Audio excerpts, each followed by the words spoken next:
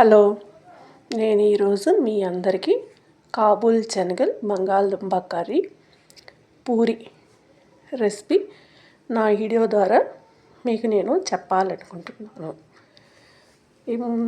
ఇప్పుడు వీడియోలోకి వచ్చేద్దాం. ఈ కర్రీకి కావాల్సింది కాబూల్ శనగలు, 4 ఉల్లిపాయలు చిన్నవి, 1 టమోటా, 3 పెద్ద సైజు బంగాళదుంపలు, 3 పచ్చిమిర్చి తీసుకున్నాను. కాబూల్ శనగలు అనేది నైట్ నానబెట్టుకోవాలా. నైట్ నానబెట్టుకొని ఉదయం బంగాళదుంపలు, కాబూల్ శనగలు ఒక 2 విజిల్ వచ్చేంత వరకు కుక్కర్లో వండుకోవాలి. గోధుమ పిండిలో తగినంత సాల్ట్ వేసుకొని ముందు బాగా కొంచెం పొడి పిండినే కలుపుకొని తర్వాత దీనిలో కొంచెంగా వాటర్ వేసుకుంటా కలుపుకోండి. ఒకేసారి ఎక్కువ వాటర్ అయితే వేయొద్దు, ఎందుకంటే ఒకేసారి ఎక్కువ వాటర్ వేస్తే అది పలచనైపోతుంది, పిండి కష్టము. ఎందుకో ఇలాగ కొంచెం కలుపుకున్న తర్వాత దీనిలోకి ఆయిల్ వేసి బాగా పిసకండి. మీరు ఎంత బాగా పిసికి దీన్ని కలుపుతారో అంత బాగా చపాతీ పూరి అనేది వస్తుంది. చపాతీకైనా ఈ విధంగానే కలుపుకోవాలా, పూరీకైనా ఈ విధంగానే కలుపుకోవాలా. కొందరు పొడి పిండిలోనే ఆయిల్ వేసి కలుపుకుంటారు. నేను అలా కాకుండా కొంచెం కలిపిన తర్వాత ఆయిల్ వేసాను. ఇంకో చూడండి, చేతికి ఇలాగా పిండి అనేది అంటుకోకూడదు. అలా అంటుకోకుండా ఉండేంతవరకు బాగా కలిపి దీన్ని ఒక అరగంట నాననివ్వాలి. చపాతీకైనా ఇలాగే కలుపుకోండి. ఇప్పుడు పాన్లో 2 టేబుల్ స్పూన్ ఆయిల్ వేసి ఆయిల్ వేడెక్కినాక ఇందులో కొంచెం ఆవాలు, మినప్పప్పు, పచ్చెనపప్పు ఇవి కొంచెం వేగినాక కొంచెం జీలకర్ర, కొంచెం కరివేపాకు వేసి కొంచెం సేపు వేపుకోవాలా. తర్వాత ఇందులోకి పచ్చిమిర్చి, సన్నగా తరిగిన ఆనియన్స్ వేసి ఇప్పుడు ఇందులో రుచికి తగినంత సాల్ట్ వేసుకొని కొంతసేపు ఆనియన్స్ని వేపుకోవాలి.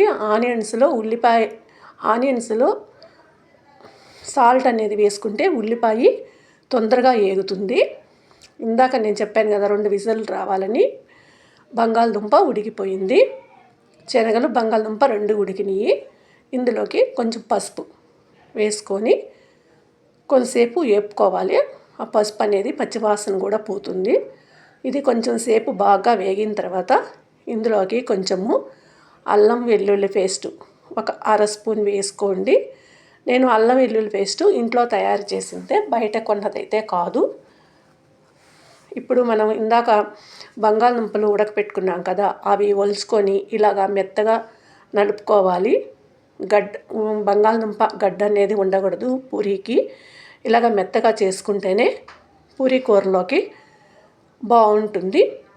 ఇలా అల్లం మసాలా కొంచెం వేగిన తర్వాత ఇందులోకి ఇందాక 1 టమోటా చెప్పాను కదా, ఆ టమోటా అనేది సన్నగా కోసుకొని ఇందులో వేసుకొని టమోటాను కూడా 2 నిమిషాలు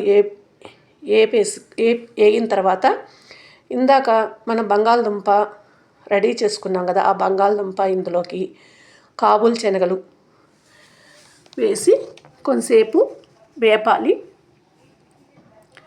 కొంచెం వేడెక్కేంత వరకు వేపుకుంటే బాగుంటుంది. ఇందులోకి కొంచెం కారం, ఒక 1/2 స్పూన్ కారం వేసాను.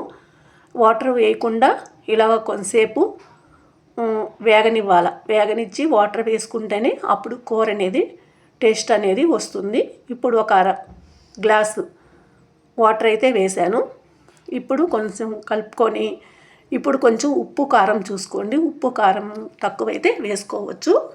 ఇప్పుడు మనం పూరీలకి ఆయిల్ పెట్టుకుందాం. ఇలాగా ఒక కళాయిలో ఆయిల్ పోసి ఆయిల్ బాగా వేడెక్కాలి. ఇంకా వేడెక్కలేదు, కూర చూద్దాము. ఒక 5 నిమిషాల తర్వాత కూర ఇలా ఉడుకుతుంది కదా, ఇందులో కొంచెం కొత్తిమీర, కొంచెం పుదీనా వేసుకోవాలి.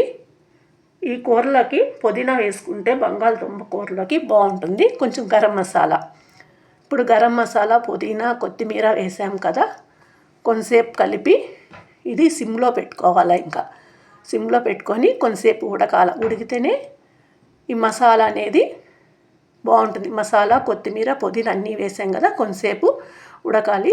ఇప్పుడు పూరీ తయారు చేసుకుందాము.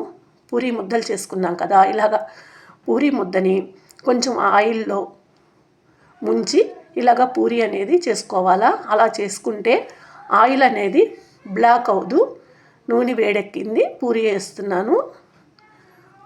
పూరి కాలేటప్పుడు మంట అనేది పెద్దది ఉండాలా. చిన్న మంట మీద పూరి వేపకూడదు, ఎందుకంటే పెద్ద మంట ఉంటేనే పూరి అనేది పొంగుతుంది. పూరిని రెండు వైపులా ఎర్రగా కాల్చుకోవాలా. మీరు ఎన్ని పూరీలు చేసినా సరే ఆయిల్ అనేది నల్లగా ఉండదు, ఎందుకంటే మనం పూరి ముద్ద నూనెలో ఉంచి పూరి చేసి దీనిలో వేసుకుంటే ఎన్ని పూరీలు చేసినా ఆయిల్ అనేది నలుపు రాదు. ఆయిల్ అనేది ఈ విధంగానే ఉంటుంది. ఇప్పుడు కూర చూద్దాము. కూర ఒక 5 నిమిషాల తర్వాత అదిగోండి బాగా కొంచెం కలుపుకోండి, చిక్కగా కూడా పడింది. కూర అయితే రెడీ అయిపోయింది. ఇది పూరీలోకి బాగుంటుంది, చపాతీలోకి కూడా బాగుంటుంది ఈ కర్రీ. పూరీలు రెడీ అయిపోయినాయి. చూశారు కదా పూరీ కూర. నా వీడియోకి ఒక లైక్ కొట్టండి.